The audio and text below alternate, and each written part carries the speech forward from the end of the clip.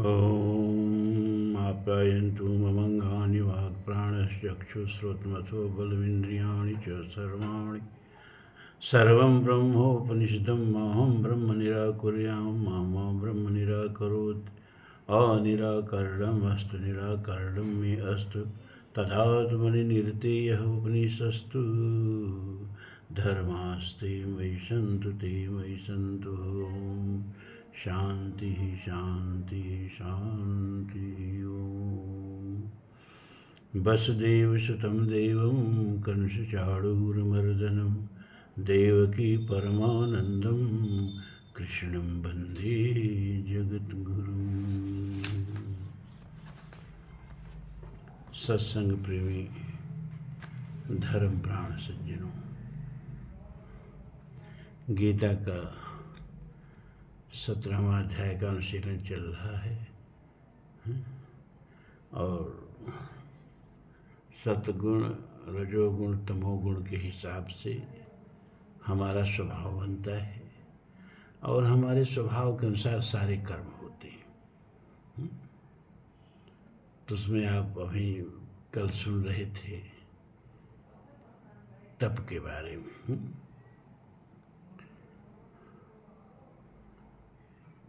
तो सात्विक तप शरीर से कैसे होता है, मन से कैसे होता है, वाणी से कैसे होता है, कल हमने विस्तार से आप लोगों को बताया था।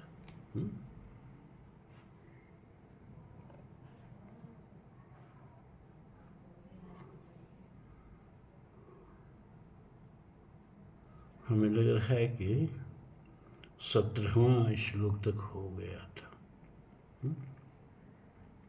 अब 17वां नहीं हुआ था, 16 तक हो गया था। अब 17वां देखें। श्रद्धया परया तप्तम तपस्त्रिविधम नरे अफलाकांक्षभिर्युक्ते सात्विकम परिचक्षते। ये 3 प्रकार का तप जो ऊपर बताया ना, शारीरिक तप, मन का तप और वाणी का तप। अब यहाँ बता रहे हैं कि श्रद्धया परया तप्तम तपस्त्रिविधम नरे, श्रेष्ठ श्रद्धा से युक्त होकर ये तीनों प्रकार का जो तप है, इसको तप्तम माने जो मनुष्य करते हैं, अनुष्ठित करते हैं। ये तीनों प्रकार का तप जो करते हैं अफलाकांक्षभिर युक्ते, और फल की इच्छा न रख करके करते हैं, सात्विकम परिचक्षते। ऐसे तप को, ऐसे शारीरिक तप को, ऐसे मानसिक तप को और ऐसे वाचिक तप को सात्विक तप कहा जाता है। ठीक है, इसमें अब इससे ज़्यादा कुछ समझाने लग चीज़ नहीं है। एक बार फिर से सुनना चाहें तो सुन लें। अफलाकांक्ष भी आने फल को आकांक्षा न रखने वाले, युक्ते माने योगी, युक्ते यानी जिसके इंद्रियां, जिसका मन, जिसका बुद्धि सब पर उसका नियंत्रण है, सब युक्त है, कोई मनमाना नहीं है, उसको युक्ते कहते हैं। नरे माने पुरुषों द्वारा, परया श्रद्धया परम श्रद्धा से किए, तप्त माने किए हुए, तप्त माने उपरोक्त त्रिविधम तीनों प्रकार के तप को सात्विक परिचक्षते, सात्विक तप कहते हैं। अब आगे बता रहे हैं 18वां। सत्कार मान पूजार्थम तपोदम्भेन चैव यत् क्रियते तदिहं प्रोक्तम राजसं चलम अध्रुवम।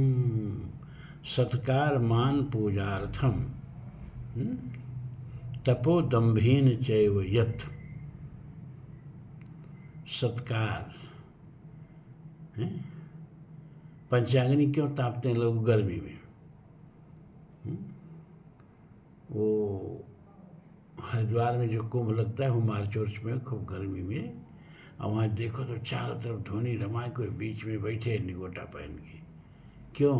सत्कार के लिए, कि लोग सम्मान करेंगे, अरे ये महातपस्वी हैं, महातपस्वी हैं, है ना। भगवान ने इस तरह के तप को की निंदा की है। आगे मिलेगा। तो सत्कार मान पूजार्थम, सत्कार के लिए, मान माने सम्मान के लिए, और पूजा माने लोग पूजा चढ़ाते हैं, और ऐसे ही लोगों को लोग पूजते भी हैं। जो जितना गंदा रहता है, जितना लूट पटांग, अशुभ भीष भूषण धरे, भच्छा भक्ष जे खाए, अतई जोगी तई सिद्ध नर पूजित कल जुग माय, जाके नक्शक जटा विशाला ते तापस प्रसिद्ध करे काला। लिखा तो तुलसी मानस में बिल्कुल वही हो रहा है। और ऐसे ही लोगों का सब श्रद्धा से हाथ जोड़ के को पूजा भी चढ़ाते हैं सब। अरे वो किस काम के हैं? अपने को सता रहे हैं, आपको भी सताएंगे। आप उनका शिष्य बनेंगे तो आपको वही उठ पटांग दीक्षा देंगे, हैं? तो सत्कार के लिए, सम्मान के लिए और पुजवाने के अर्थ माने लिए, तपो दम्भेन चैव, और दम्भ पूर्वक, जैसे कालनेमी को दम्भ का सर्वश्रेष्ठ उदाहरण कह सकते हैं।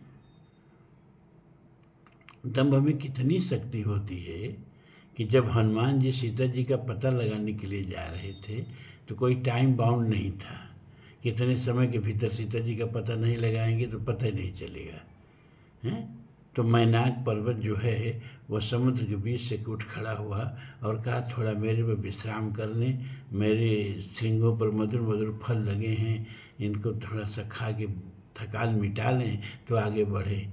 तो हनुमान जी ने हाथ से स्पर्श करके कहा कि राम काज कीने बिना मोह ही कहाँ विश्राम, और आगे बढ़ गए। लेकिन जब लक्ष्मण जी के संजीवनी बूटी लाने के लिए जा रहे हैं तो टाइम बाउंड है कि अगर सूरज उग गए तो बूटी काम नहीं करेगी। इसके बावजूद दम्भ में कितनी शक्ति है कि कालनेम के दम्भ में फंस गए। इनको फंसाने के लिए कालनेम राक्षस होते हुए भी साधु होने का नाटक किया। तो जो आप नहीं हैं, जब वो दिखाने का प्रयास करते हैं तो इसको दम्भ कहते हैं।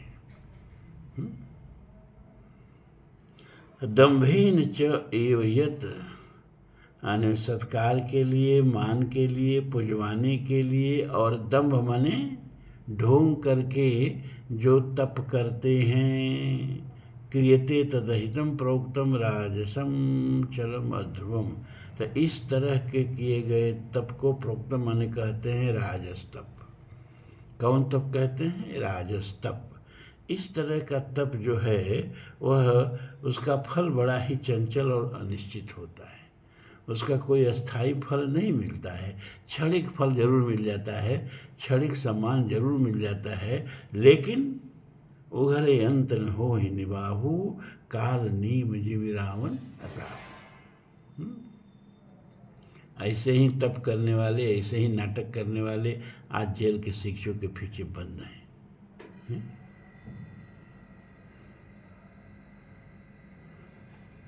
अब देखिए 19वां, मूढ़ ग्राहेणात्मनो यत् पीडया क्रियते तपः, परस्योत्साधनार्थम वा तामसम उदाहृतम वा तत्तामसम उदाहृतम। मूढ़ ग्राहेणात्मनो यत् पीडया क्रियते तपः, पर्योत्साधनार्थम वा तत्तामसम उदाहृतम। मतलब यत माने जो, तप माने तप, मूढ़ ग्राहीण माने मूढ़ता पूर्वक, हठ पूर्वक। माघ का समय है, पानी में हाथ डालो लगता है जम जाएगा, और उसमें गले भर पानी में डूब करके तप कर रहे हैं। अरे कौन तप कर रहे हो? कितने लोग छड़ेश्वरी होते हैं, है ना, 12 बरिस नहीं बैठने का संकल्प। ये कौन सा तप है? इससे क्या आत्म कल्याण होना है? इससे क्या सामाजिक कल्याण होना है? और समाज के लिए आप क्या शिक्षा दे रहे हैं? तो सारे लोग अपना सब काम छोड़ के बस खाली खड़ा रहे तुम्हारा अनुकरण करके, हैं? मैंने एक छड़सरी को देखा, उम्र उसकी ज़्यादा नहीं थी, 25-26 साल की उम्र थी, और वो अपना रस्सी में एगो डंडा ऐसे लटका लेता था, उस पर ऐसे लटका रहता था और उसका पैर सब फूल के फट के मवाद निकल रही थी। लोग जा जा के उसका पैरवा पर गिर रहे थे, ठरथरी बाबा, ठरथरी बाबा, ठरथरी बाबा। इसको मूर्ता पूर्वक किया गया तब कहा है भगवान ने। और आत्मन, मन वाणी और शरीर को पीड़ा से पीड़ा पहुंचा के जो तप करते हैं, मन को, वाणी को, शरीर को पीड़ा पहुंचा के जो तप करते हैं।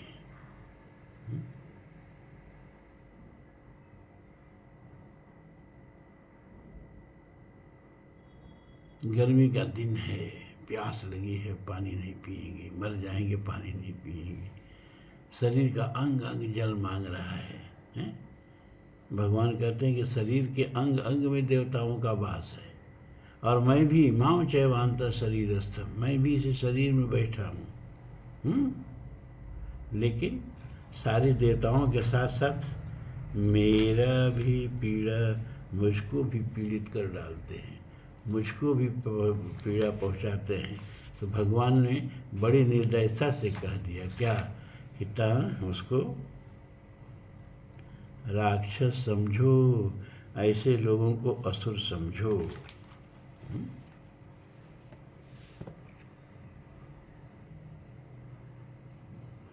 तो मूढ़ ग्राहीण आत्मनः यत पीड़या क्रियते तप, मूढ़ता से और शरीर को पीड़ा दे करके जो लोग तप करते हैं और परत से उसाधन अर्थम, और दूसरे को भी पीड़ा पहुंचाने के लिए तप करते हैं।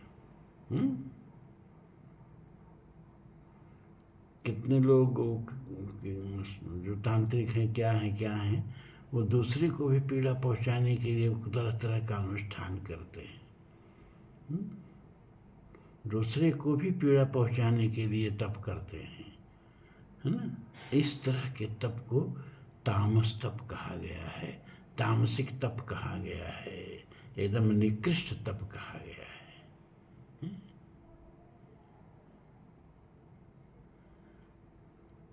अब तप तो हो गया, सात्विक तप, राजस तप, तामसिक तप, तीनों प्रकार का तप हो गया। अब आप लोग कम से कम तामसिक तप से तो बचने का प्रयास करिएगा। न शरीर को इतना कस दो, बुद्ध ने क्या कहा कि जैसे बीड़ा के तार को इतना मस्त कस दो कि टूट जाए, और इतना ढीला मत छोड़ दो कि बेसुरा हो जाए। इस शरीर के साथ भी बीड़ा की तरह ही न्याय करना चाहिए, है ना। तप करो। बुद्ध ने इतना तप किया, एकदम कृशकाय हो गए। और बताते हैं कि हम पेट जब पकड़ते थे तो पीठ पकड़ा जाती थी, मतलब पेट गायब, शरीर गायब।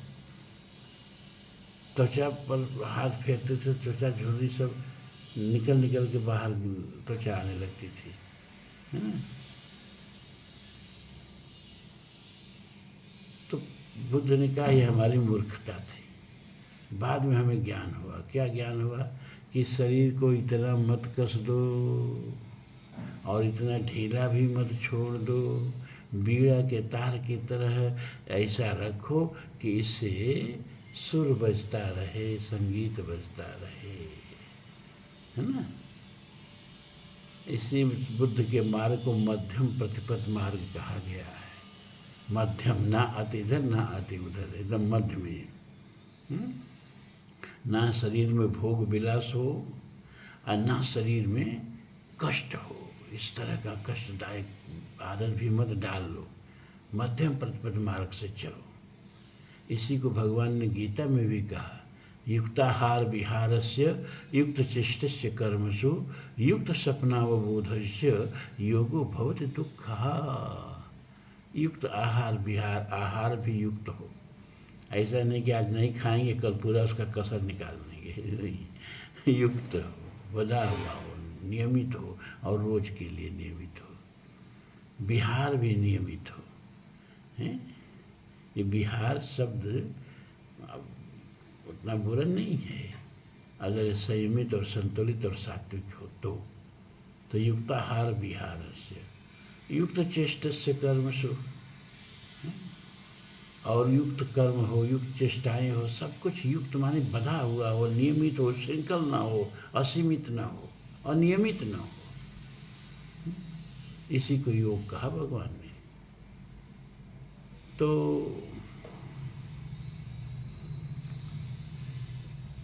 अब दान बताते हैं कि सात्विक, राजस, तामस 3 प्रकार के दान भी होते हैं। सात्विक दान किसे कहते हैं भैया?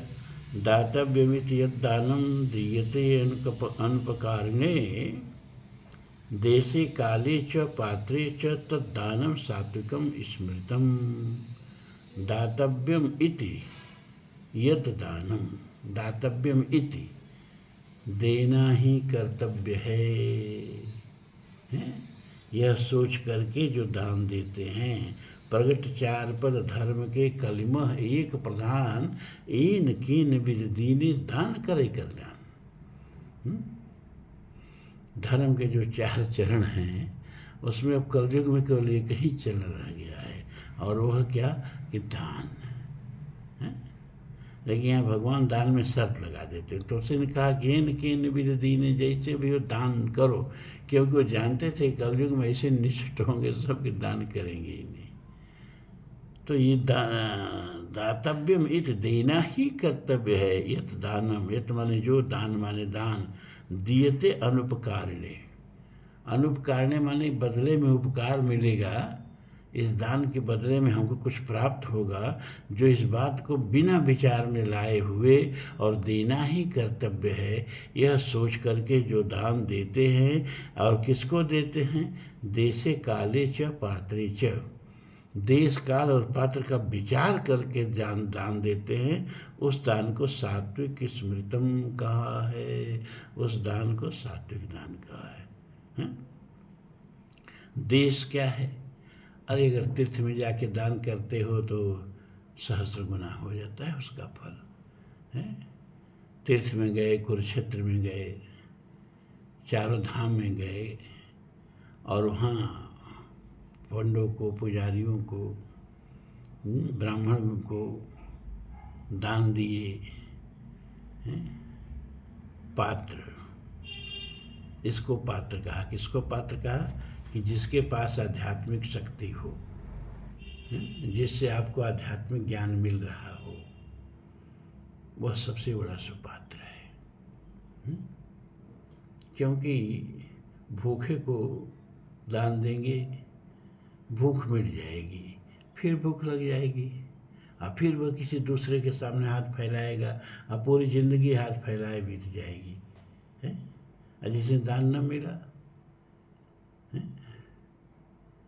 लेकिन ये जो ज्ञान दान होता है, सबसे श्रेष्ठ दान भगवान ने कहा है, ये वो दान है जो इस भूख से हमेशा के लिए छुटकारा दे देता है, जो जन्म मरण से हमेशा के लिए छुटकारा दे देता है, जो भव व्याधि से हमेशा के लिए छुटकारा दे देता है, जो संसार सागर से जीव को पार उतारने की क्षमता दे देता है।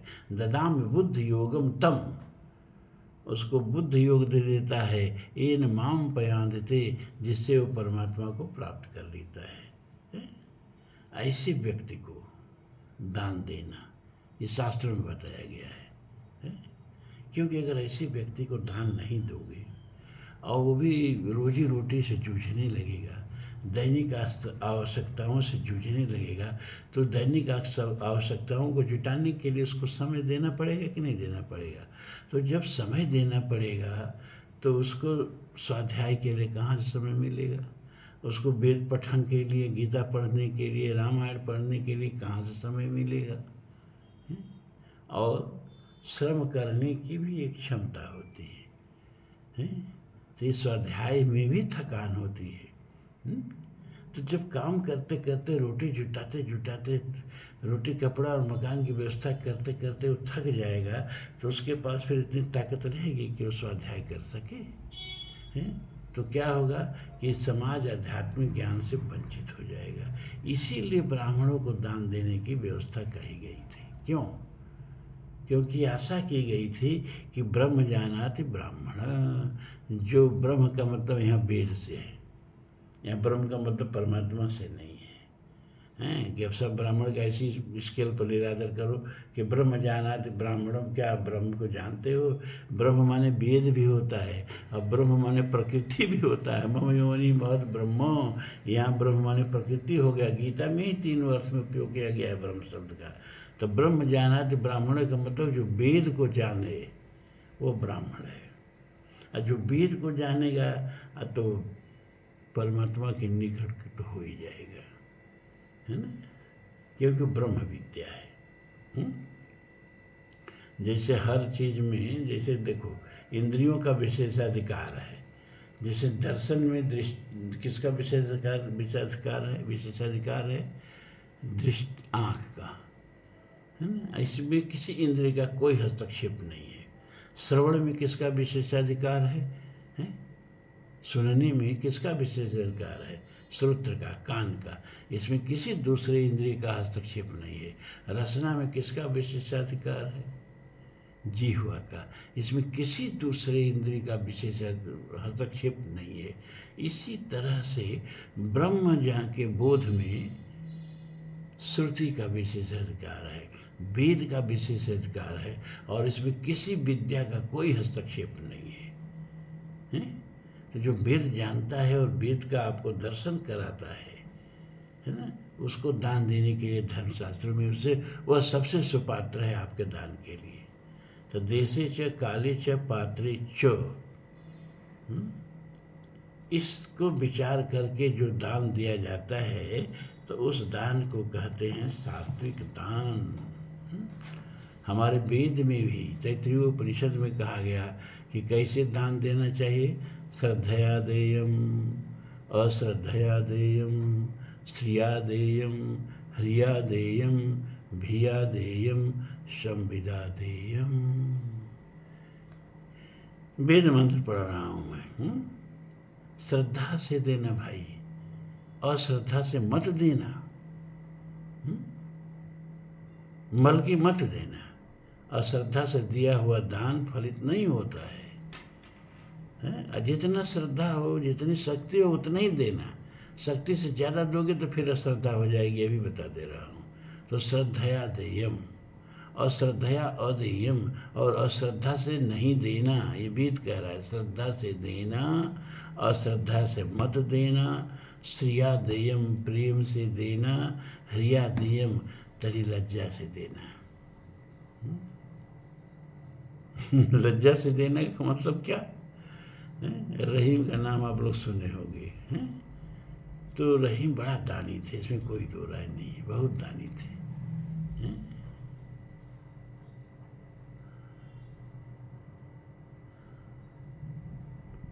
एक बार एक ब्राह्मण गया, उसकी कन्या की शादी पैसे के बाहर नहीं हो रही थी, तो रहीम के यहाँ गया,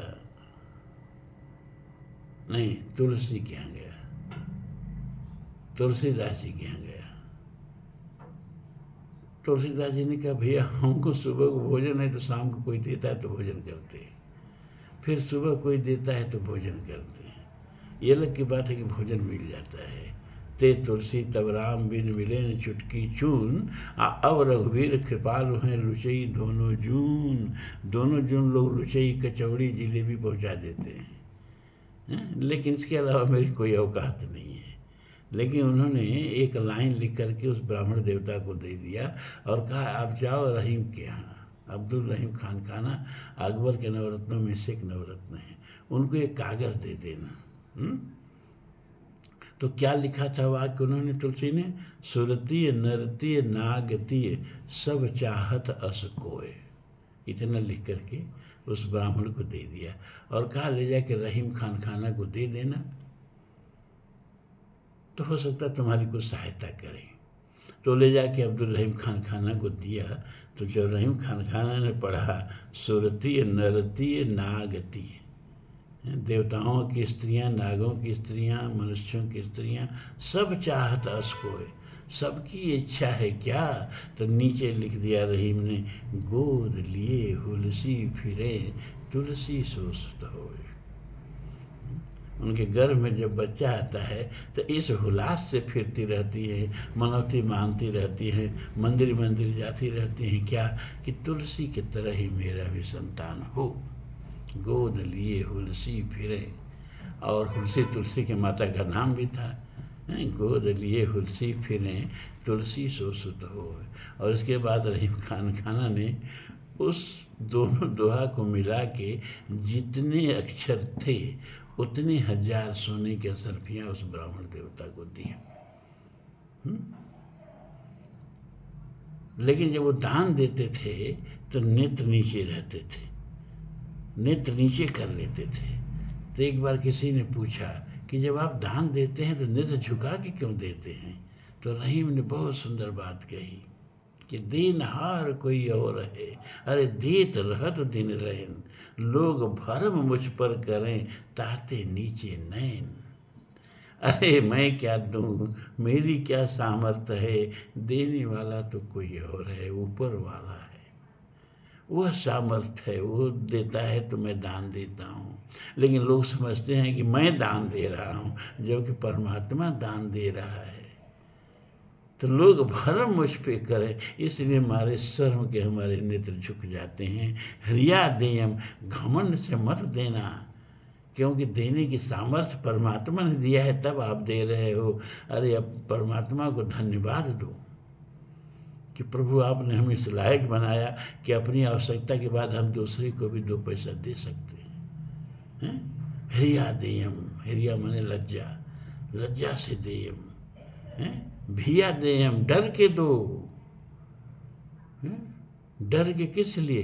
कहीं अपात्र को तो नहीं दे रहे हैं, कहीं जुआरी शराबी कबाबी को भेष बदल करके जैसे सब महात्मा बन जाते हैं। आजकल रोगियाँ सब आए हैं ना, एगो गाय एगो ले लेंगे, उसमें वार उड़ा देंगे, पीछे अपना करके अब भीख मांगते हैं सब।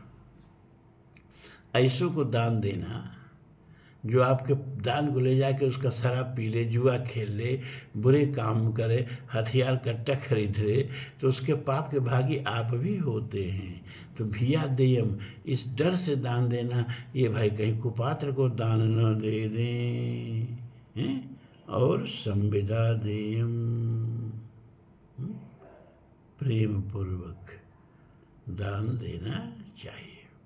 ये वेद में तैत्तिरीय उपनिषद का यह मंत्र है।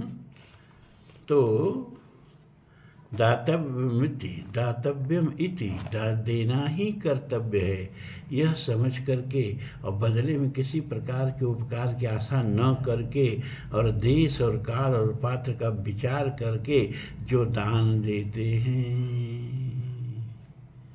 उसको सात्विक दान कहते हैं।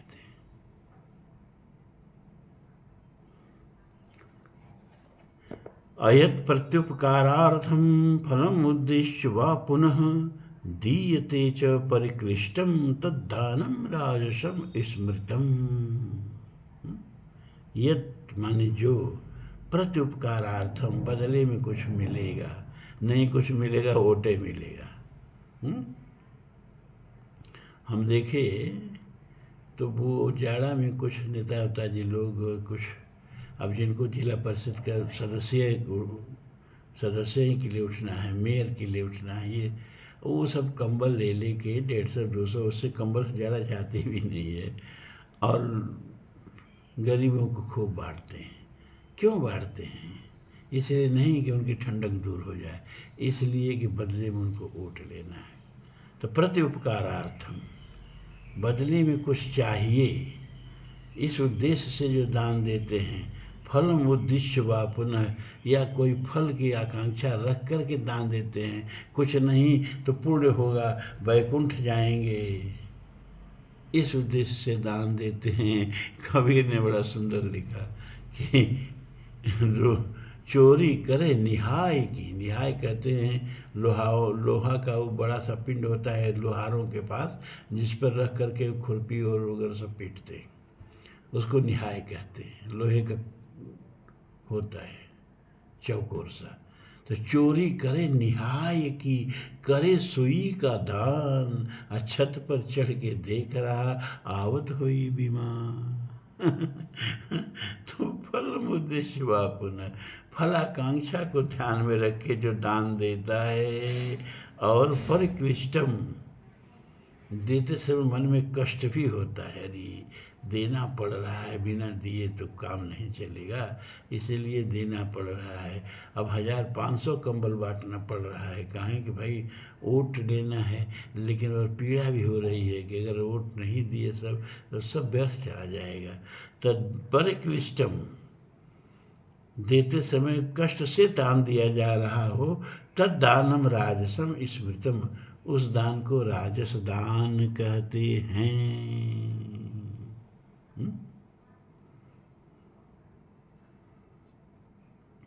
अदेश काले यद दानम अपात्रेभ्यश्च दीयते, असत्कृतम अवज्ञातम तत्तामसम उदाहृतम।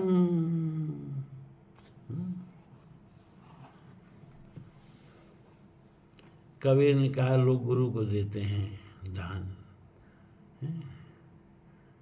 कबीर ने कहा कि दान क्या दिया जाए गुरु को।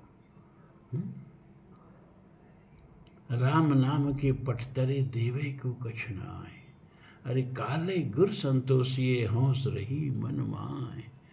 गुरु ने तो राम नाम की दीक्षा दी, गुरु ने तो अध्यात्म ज्ञान दिया, अब उसके बराबर क्या संसार में वस्तु है जो दे करके गुरु से उपकृत हुआ जाए।